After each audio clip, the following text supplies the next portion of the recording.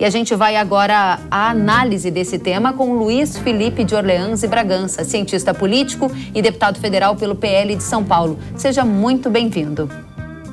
Obrigado que a gente está me recebendo aqui. Muito obrigada pela companhia. E a primeira pergunta é: que sinal o avanço da direita na Europa está nos dando?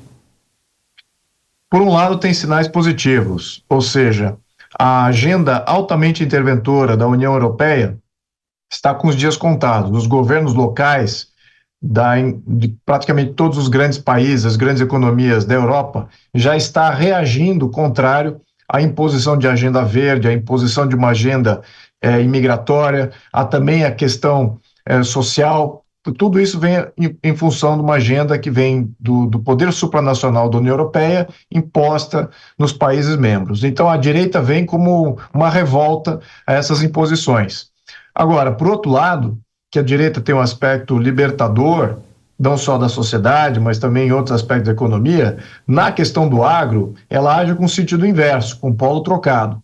Porque cada um desses países tem um agro bem desenvolvido, altamente tecnológico e altamente importante, estratégico para cada um dos países. Então, o que a União Europeia está forçando é que os países sacrifiquem o seu agro local em benefício de acordos multilaterais, e esse tipo de postura, na minha opinião, e na opinião, obviamente, que da direita europeia, está por se terminar. Esses acordos multilaterais de bloco entre bloco, já estão com seus dias contados. Os países têm adotado medidas cada vez mais protecionistas, começando pelas grandes economias, né? Estamos falando aqui de Estados Unidos, China, Japão. Então, o efeito multiplicador de políticas protecionistas no mundo todo é uma tendência natural. E a direita também representa isso. Então, vemos aqui que o Brasil, na minha opinião, não pode continuar com querer fechar um acordo com a União Europeia. Acho que isso é negativo. Eu acho que é positivo que os países adquiram cada vez mais autonomia, porque aí os acordos que podem surgir são acordos bilaterais e que também podem ser beneficiados, o agro brasileiro pode ser beneficiado, só que de uma maneira muito mais granular, ou seja, através de setores individualmente fechando negócio e não depender desses acordos de bloco, que eu acho que é positivo. Claro que, do ponto de vista negativo, era a expectativa de que todos tinham, mas, na minha opinião, era falsa a expectativa de que a União Europeia um dia iria fechar acordo com o Mercosul. Eu não vejo isso acontecer, nunca aconteceu nos últimos 30 anos de Mercosul, e certamente o agro está no fulcro desse problema. Não vejo como negativo, de uma maneira bem pragmática e nominal. Eu só vejo que é uma diferente maneira de conduzir os negócios de agora em diante com essa nova direita que surge. Muito bem. Então, a primeira questão que é super importante para a gente aqui, que você coloca, é o não fechamento desse acordo União Europeia-Mercosul, que tem sido uma das bandeiras do governo Lula, e é um acordo que se estende há décadas. Você enxerga o avanço da direita como também um obstáculo ao fechamento desse acordo, né? Pensa que a gente pode ter mais acordos bilaterais nesta nova fase. A segunda pergunta é sobre um outro tema que é super importante lá nas eleições, nas campanhas que estão acontecendo para as eleições, por exemplo, do Parlamento Europeu. É a questão da agenda verde. Os próprios agricultores de lá estão dizendo que estão sufocados pelos altos custos e pelos excessos da agenda verde. A mudança com mais direita na Europa vai impactar no caráter da agenda verde? A gente pode ter uma mudança de sentido, uma nova lógica a partir dos próximos anos? Certamente que sim. Veja as mobilizações que aconteceram na Europa nos últimos meses, né? Nem um ano. Tivemos a Holanda se mobilizando massivamente, ao ponto que o agro da Holanda formou um partido para destituir o governo. Então, essa foi a força do agro, exatamente por uma imposição utópica de uma agenda verde completamente fora do aplicável. E isso teve ramificações, não só na Holanda, mas depois vemos a Alemanha, depois a França, e agora diversos outros países também entraram nessa seara de rechaçar esse plano verde. Então, veja que de todas as políticas que a União Europeia conduz, que são, de fato, nocivas interventoras na sociedade e na economia, a política verde de interferência no agro é a que mais mobiliza e que mais gera efeitos políticos. Então, nós temos aqui nitidamente uma tendência para que a direita ganhe uma maioria da União Europeia e que limite, no mínimo limite, essa agenda verde por lá. Isso, de certa maneira, é positivo, porque se eles estão limitando a agenda verde por lá, significa que eles não podem impor uma agenda verde aqui, que era o que estava acontecendo através do acordo bilateral do Mercosul. No entanto, se eles começam a liberalizar demais os mercados de lá, outros setores começam a ser competitivos e começam a rivalizar o agro brasileiro. Então, eu vejo assim, esse é o balanço da discussão. É muito similar ao que acontece, na minha opinião, na Argentina agora. A Argentina está com um novo governo, quer de fato colocar o agro de volta para o seu esplendor, e a Argentina sempre foi um grande produtor do agronegócio, um rival natural do Brasil, mas que estava sendo cerceado da sua competitividade exatamente pela essa grande intervenção do Estado argentino, conduzido por esses planos utópicos do governo socialista do Fernandes. Mas agora, com o governo Milei, o agro argentino passa a ser mais competitivo. Então veja que tudo é uma questão de balanço e reequação. Na minha opinião, vai ter muito mais oportunidade no mundo para o agro brasileiro, ao mesmo tempo vai ter muito mais competitividade de jogadores e de players que voltam ao cenário mundial com força. Interessantíssimo essa dualidade da questão, né? Agora, deputado, dentro de uma expectativa que esse movimento de avanço da direita na Europa continue, a gente tem agora a eleição na França, tem a eleição no Parlamento Europeu. Objetivamente, qual vai ser a principal agenda da direita lá na Europa? O que muda a partir de agora, além desses aspectos que você já falou, de potencial aumento em acordos bilaterais, eventualmente um ganho de competitividade para os agricultores de lá e uma diminuição da pressão da agenda verde? Aqui o senhor já citou 3 tópicos. Tem algum outro que seja super importante para o agro do Brasil que o senhor gostaria de dar ainda mais ênfase? Bem, eu acho que também, se a direita vencer na União Europeia, eu acho que temos aí um efeito político muito diferenciado, sobretudo na condução da guerra na Ucrânia, que, querendo ou não, afeta a questão econômica, afeta o agro, afeta as relações que o Brasil tem com várias regiões do mundo, além daquela região, além da própria Rússia e Ucrânia, existem outros desdobramentos aí em termos de apoiamento. Então, se por acaso a direita vencer na União Europeia, a questão da guerra com a Ucrânia e o posicionamento da OTAN e dos países europeus com relação à Rússia e à Ucrânia pode mudar, né? Lembrando que muitos dos países, muito da direita europeia, ela é mais nacionalista e mais centrista nos seus próprios países e menos vontades interventoras em países fronteiriços ou demais países. Então, com a ascensão dessa direita, é muito provável que você tenha uma possível pacificação da questão da guerra, ou ao menos uma neutralização da Europa com relação à guerra, o que pode também ajudar nessas questões políticas. Isso é uma conjecturação minha aqui. Outro desdobramento que eu acho que é importante é nessas políticas sociais e também políticas ambientais que afetam o Brasil, né? Sobretudo questões da Amazônia, questões de muitos desses grupos de interesse que fazem parte, que usam a União Europeia como base de lobby político, eles vão perder essa alavanca política e vão ficar um pouquinho menos apadrinhados na negociação com as entidades e o governo brasileiro aqui, sabendo que o governo brasileiro está muito em linha com as entidades interventoras e com planos utópicos ambientais.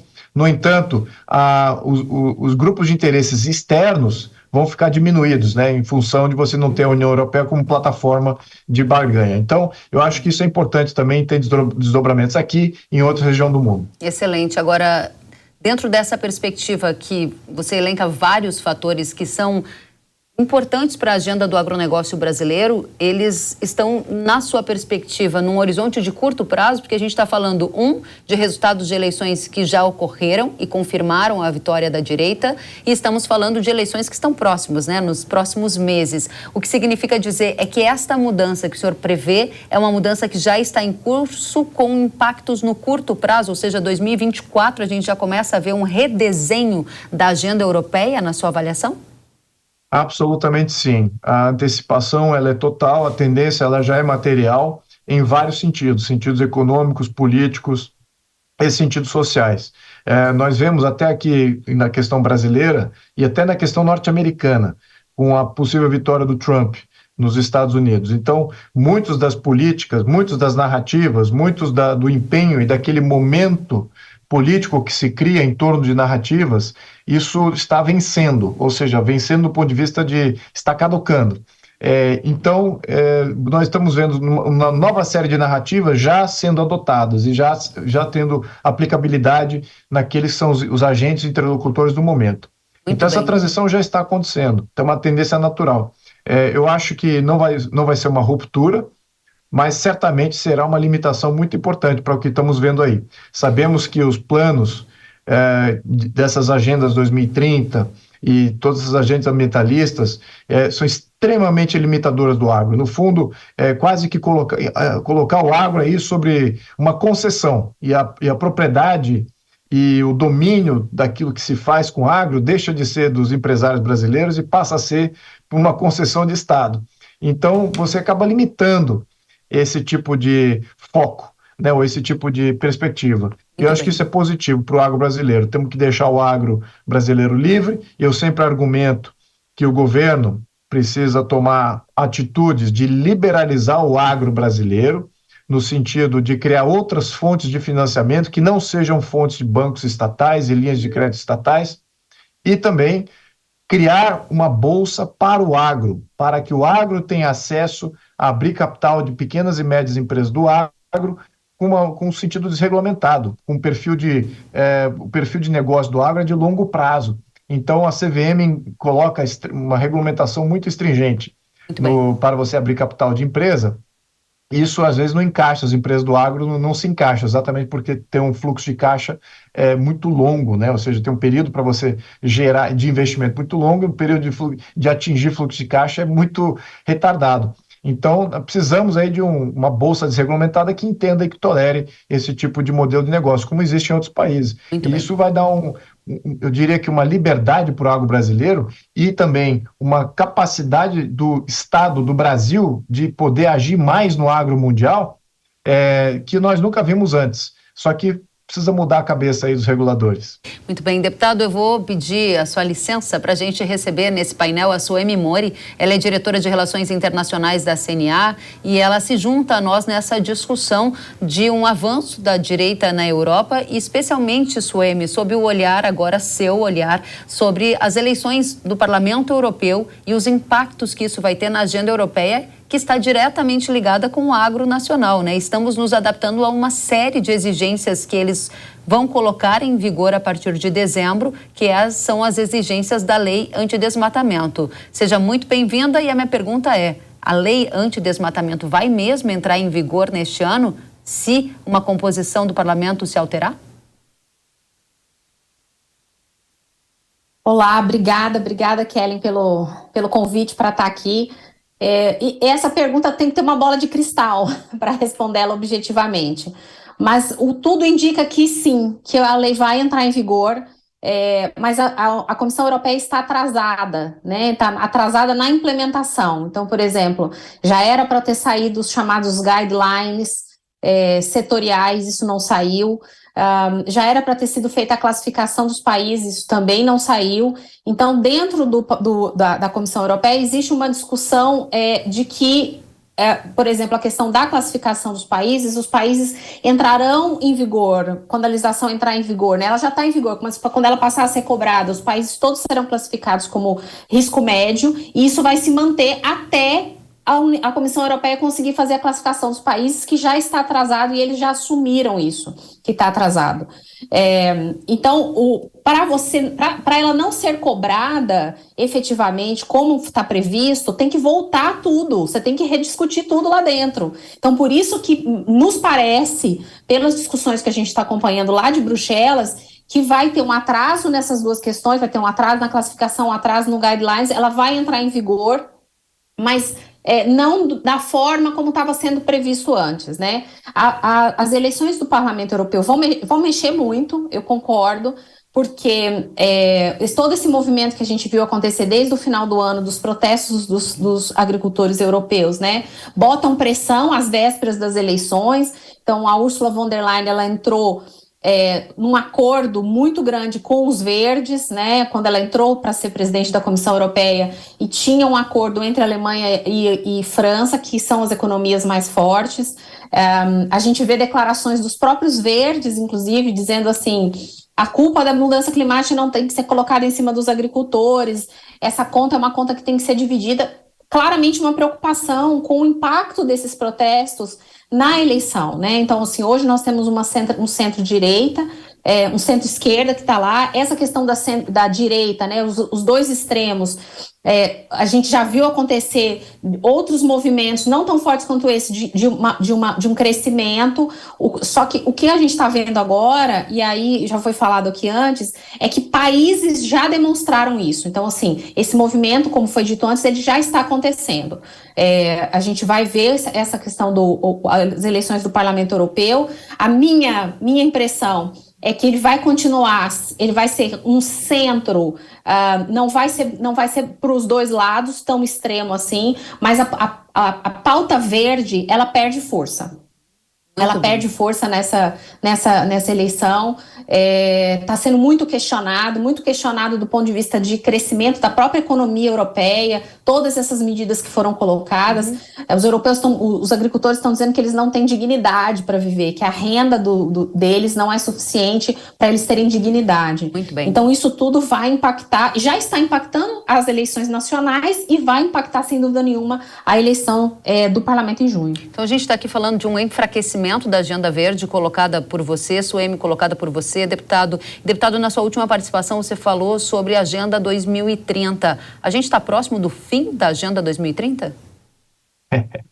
Olha, o ESG, que também faz parte aí do combo de dominância global, né? Aquela questão de social, governança e ecologia que era imposta nas empresas, o ESG já está com os dias contados. Os grandes protagonistas do ESG já estão pulando fora do barco ESG, exatamente porque a rentabilidade das empresas que obedecem esse plano ESG é mais baixa daquelas que não obedecem. E o mundo, no bloco dos BRICS, é muito mais amplo e não é enforçável esse tipo de política.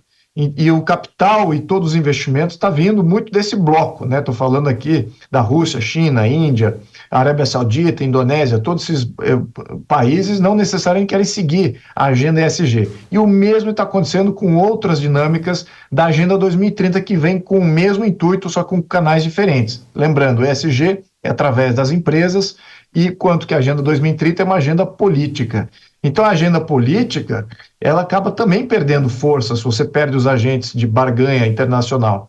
Em termos nacionais, não vejo nenhum país que se autoimpõe uma Agenda 2030, porque isso é uma limitação que você coloca na sua própria sociedade.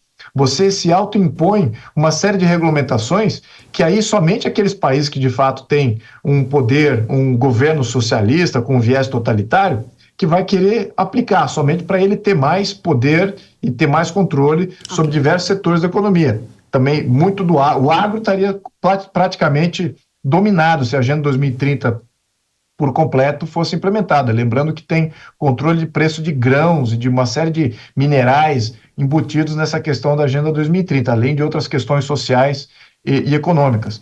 Então, eu vejo o quê? Eu vejo que um grande poder de barganha, que é a União Europeia, assim como os Estados Unidos, que é outro grande poder de barganha da Agenda 2030 e da política ESG, estão para sair de cena, como sendo os grandes protagonistas dessas duas agendas. Então, e o outro bloco internacional, que é o bloco do BRICS, não está abraçando esses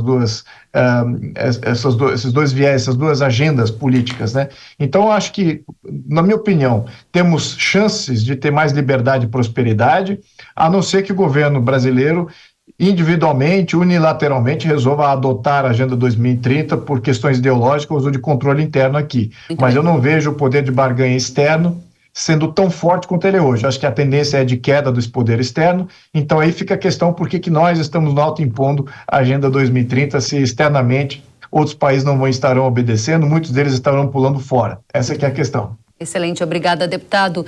Suemi, para você a pergunta é: aqui no Brasil, a gente sempre foi influenciado pela agenda da Europa, muitas vezes comprando a moda europeia de uma certa forma. objetivamente, essa discussão toda que estamos tendo aqui afeta o agricultor, o pecuarista, de qual maneira? Porque eu sei que tem muita gente aplicando muitos recursos para estar em conformidade com as regras europeias, sob pena de não conseguir acessar esse mercado. Vale a gente lembrar a nossa audiência que a Europa é o principal destino do café do Brasil. Então, a cadeia está tentando se adaptar para seguir uma regra que deverá ser imposta pela Europa. Mas talvez essa agenda se enfraqueça e essas regras podem até nem ser cobradas num futuro não muito distante? Kellen, assim, ó, o agro brasileiro, ele é muito pragmático. Não é à toa que a gente vende para mais de 180 países. Ou seja, a gente acaba se adaptando. O privado, quando você fala de ponto com para ponto com, né, que é o comprador e o vendedor, nessa relação, o agro brasileiro se adapta. E a gente sabe que isso vai acontecer também. A União Europeia é o segundo principal destino das exportações do agro brasileiro, né? E para algumas cadeias, como você citou, do café, frutas, farelo de soja, é o primeiro, assim, a gente vende muito para lá. Então, existe uma preocupação, a gente já tem relatos, inclusive, de produtores que não estão conseguindo vender, porque o importador europeu está com receio de comprar agora e lá na frente essa legislação 2025 ela passar a ser cobrada e ele não conseguir cumprir as exigências, porque pela legislação europeia todo o ônus da prova e penalidades cai em cima do importador. Então, por causa disso, a gente já tem relatos de dificuldade para a negociação. As eleições no parlamento, elas devem, na minha opinião, elas devem diminuir um pouco o peso da agenda verde, mas esse movimento é um movimento que está acontecendo. Ele está acontecendo, a gente sabe que outros países, né, nós já falamos aqui, até eu falei isso com você no seu programa, Reino Unido, Estados Unidos fez um estudo enorme no ano passado, com relação à viabilidade dos Estados Unidos de adotarem uma medida que eles chamam de relacionadas a cadeias de fornecimento livres de desmatamento. Então, está acontecendo. A discussão na Europa, e essa questão que foi falada do ESG, é o peso, e eu sempre falo isso, assim, o termo sustentabilidade, ele acabou sendo pintado integralmente de verde. Nesse momento que ele foi pintado integralmente de verde, você esquece o lado econômico. E você está falando de um negócio. A produção agropecuária, ele é um negócio. Ele precisa ser rentável e viável para o produtor. Se ele não for, ele vai trocar, ele vai fazer outra coisa. Então, se você pesa muito a mão para um pilar, e aí nesse caso eu estou falando do ambiental, e você esquece a viabilidade econômica, essa é a reclamação principal que está acontecendo na Europa agora. Eles mesmos se impuseram isso, impuseram boa parte para o resto do mundo também. Nas falas do próprio documento do Green Deal, do Pacto Verde, a grande justificativa da descarbonização do bloco é também que a União Europeia deveria ser líder nessa agenda mundialmente. Então, ela deveria, de alguma forma, forçar os outros países, puxar os outros países para elevar o seu nível ambientalmente correto, como eles falam. Então, eu acho que essa agenda continua, mas essa discussão do equilíbrio que tem que existir entre os pilares, isso que eu acho que é o mais importante agora, que está acontecendo. E o agro vai se adaptar, porque a gente se adapta, e é isso que a gente faz. Muito bem, estamos num período de transição e essa transição está ficando muito clara, que esse pêndulo parece que está mudando de direção. Eu vou convidá-los daqui a um tempo para a gente voltar a discutir esse assunto e iluminar o que vem por aí no futuro para a nossa audiência. Luiz Felipe de Orleans e Bragança, cientista político e deputado federal, muito obrigada, volte sempre. Muito obrigado.